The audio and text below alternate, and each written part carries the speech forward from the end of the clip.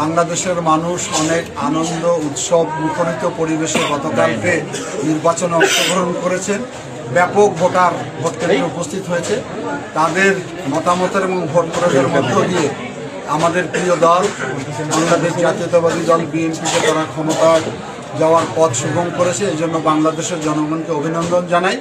আর যে সমস্ত নেতা কর্মীরা সংগ্রাম করে আত্মহত্যা দিয়েছে তাদের আত্মার প্রতি গভীর শ্রদ্ধা জানাচ্ছি। আমার জেলার মানুষের অনেক আকাঙ্ক্ষা রয়েছে। আমি নির্বাচনের প্রাককালে অনেক কথা বলেছি।